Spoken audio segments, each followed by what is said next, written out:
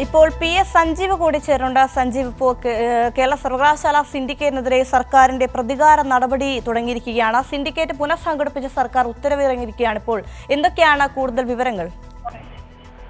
സിൻഡിക്കേറ്റുമായി ബന്ധപ്പെട്ട് നേരത്തെ തന്നെയും ഇത്തരത്തിലൊരു നടപടി ആ നിലയിൽ തന്നെ നമ്മൾ പ്രതീക്ഷിച്ചതാണ്. പ്രതികാര നടപടിയിലേക്ക് അവർ കടക്കുമെന്നുള്ളത്, പ്രത്യേകിച്ച് മോഹൻ കുന്നുമ്മലിനെതിരെ ശക്തമായി സിൻഡിക്കേറ്റ് അംഗങ്ങളും അവിടുത്തെ സിൻഡിക്കേറ്റിന്റെ ഭാഗമായി നിൽക്കുന്നതും അതോടൊപ്പം തന്നെ സെനറ്റിൽ ഉൾപ്പെടെയുള്ള ആളുകൾ പ്രതികരിച്ചിരുന്നു. അപ്പോൾ അതിനെതിരെയുള്ള പ്രതികാര നടപടി ഇപ്പോൾ അങ്ങനെയാണല്ലോ. സംഘപരിവാറിന്റെ അപ്പോയിന്റ്മെന്റിന്റെ ഭാഗമായി സംഘപരിവാറിന് വേണ്ടി പ്രവർത്തിച്ചുകൊണ്ടിരിക്കുന്ന മോഹൻ കുന്നുമ്മലിന് വേണ്ടി മറുപടി നൽകുന്നത് സർക്കാരാണ്. അപ്പോൾ ആ നിലയിൽ കോൺഗ്രസ് സർക്കാരാണ്. അപ്പോൾ ആ നിലയിൽ ഇവർ തമ്മിലുള്ള ബാന്ധവം കൂടുതൽ തെളിവാകുകയാണ്. അപ്പോൾ ഇവിടെ നടപടിയെടുത്ത് പുതിയ സിൻഡിക്കേറ്റിനെ കൊണ്ടുവരുമ്പോൾ നമ്മളത് ശ്രദ്ധിക്കേണ്ട ഏറ്റവും അപകടകരമായ ഒരു കാര്യം, കഴിഞ്ഞ 10 വർഷമായി കേരളത്തിൽ ഇടതുപക്ഷം ഭരിച്ചുകൊണ്ടിരുന്ന ഘട്ടത്തിൽ കേരളത്തിലെ സർവകലാശാലകളിൽ രാഷ്ട്രീയ അതിപ്രസരമാണെന്നും രാഷ്ട്രീയം വളരെ കൂടുതലാണെന്നും അത്തരത്തിൽ രാഷ്ട്രീയം പാടില്ലെന്നും ഒക്കെ അഭിപ്രായം പറഞ്ഞുകൊണ്ട് സേവ് യൂണിവേഴ്സിറ്റി ഫോറം എന്നൊരു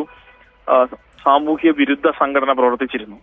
ആ സാമൂഹ്യ വിരുദ്ധ സംഘടനയുടെ നേതാവ് ഇന്ന് കോൺഗ്രസ് സംഘപരിവാർ ലിസ്റ്റിൽ ഉൾപ്പെട്ടുകൊണ്ട് RS ശശികുമാർ എന്ന മുൻകാല കോൺഗ്രസ് പ്രവർത്തകനും മുൻകാല കോൺഗ്രസിന്റെ സർക്കാരിന്റെ ആനുകൂല്യം പറ്റിക്കൊണ്ട് സിൻഡിക്കേറ്റിൽ ഉണ്ടായിരുന്നതുമായിട്ടുള്ള ആള് ഒരു ഘട്ടത്തിൽ സർവകലാശാലകളിലൊന്നും രാഷ്ട്രീയമേ പാടില്ല എന്നൊക്കെ പറഞ്ഞ് കേരളത്തിലെ ഇടതുപക്ഷ ധാര ഭരിച്ചുകൊണ്ടിരിക്കുന്ന ഘട്ടത്തിൽ സർവകലാശാലകൾക്കാകെ എതിരെ ആക്രമണം നടത്തുകയും VC-മാർക്കെതിരെ കേസ് നടത്തുകയും ഒക്കെ ചെയ്ത അതേ ആളുകൾ ഇപ്പോ ഇതേ സർക്കാരിന്റെ നോമിനിയായി അതേ സിൻഡിക്കേറ്റിലേക്ക് വീണ്ടും വന്നിരിക്കുകയാണ്.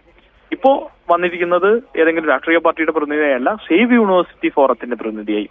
അപ്പോ സേവ് യൂണിവേഴ്സിറ്റി ഫോറം ആർക്കു വേണ്ടിയാണ്, എന്തിനു വേണ്ടിയാണ് പ്രവർത്തിച്ചതെന്ന് ഇപ്പോൾ കേരളത്തിലെ എല്ലാവർക്കും മനസ്സിലായിട്ടുണ്ട്. ഇത് തന്നെയായിരുന്നു ഞങ്ങൾ നേരത്തെയും പറഞ്ഞുകൊണ്ടിരുന്നത്. അപ്പോഴൊക്കെയും ആട്ടിൻ തോഴ്ത്ത ചെന്നായ്ക്കളെ പോലെ, ഒരു മാരീചനെ പോലെ മാറി നിന്ന് വേഷപ്പകർച്ച ആടുകയായിരുന്നു ഇവരൊക്കെയും. അപ്പോൾ കേരളത്തിൽ ഇപ്പം മനസ്സിലാക്കാൻ കഴിയുന്ന ഒരു കാര്യം, എല്ലാ സർവകലാശാലകളിലും ഇത് ആവർത്തിക്കുമെന്ന് തന്നെയാണ് ഞങ്ങൾ കരുതുന്നത്. എല്ലാ സർവകലാശാല സിൻഡിക്കേറ്റുകളെയും ഈ സർക്കാർ പിരിച്ചുവിടാനുള്ള നടപടികളുമായി മുന്നോട്ട് പോകാൻ സാധ്യതയുണ്ട്. അങ്ങനെ പോകുന്ന പശ്ചാത്തലത്തിൽ അവിടെ കയറിക്കൂടാൻ പോകുന്നത് സംഘപരിവാറുകാരും ഇത്തരത്തിലുള്ള സേവ് യൂണിവേഴ്സിറ്റി ഫോറംകാരും ഒക്കെ ആയിരിക്കും. ഇതൊക്കെയും മുൻകൂട്ടി കേരളത്തിലെ ഉന്നത വിദ്യാഭ്യാസ മേഖലക്കെതിരെ ഇവർ നടത്തിയിരുന്ന ഇടപെടലിന്റെ ഭാഗമായി അതിനുള്ള നന്ദി സൂചകമായാണ്, പ്രതിഫലമായാണ് ഇപ്പോൾ സിൻഡിക്കേറ്റ് സ്ഥാനങ്ങളും സെനറ്റ് സ്ഥാനങ്ങളും ഒക്കെ നൽകുന്നത്.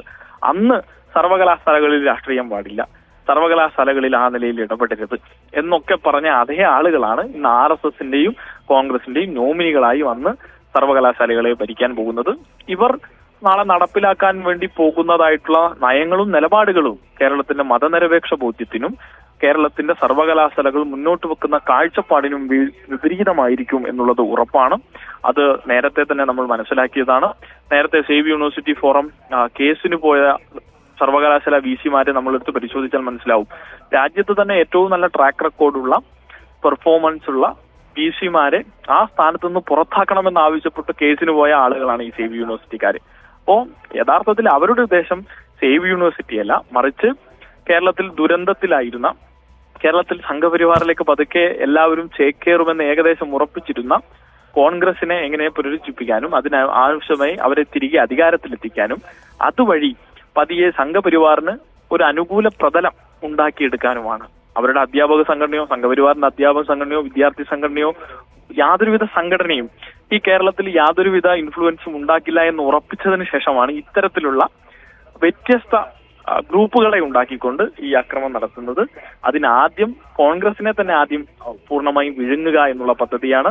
അതുകൊണ്ടാണ് 3 സീറ്റ് മാത്രമുള്ളവർ ഈ കേരളം ഭരിക്കുന്നത് പോലെയുള്ള പ്രതികരണങ്ങളും അതിനാവശ്യകരമായിട്ടുള്ള തീരുമാനങ്ങളും ഞങ്ങൾ എടുക്കും എന്നുള്ള അഹങ്കാരവുമായി നടക്കുന്നത്. അതിന്റെ ഒരു തുടർച്ചയാണ് ഇവിടെയും നമുക്ക് കാണാൻ കഴിയുന്നത്.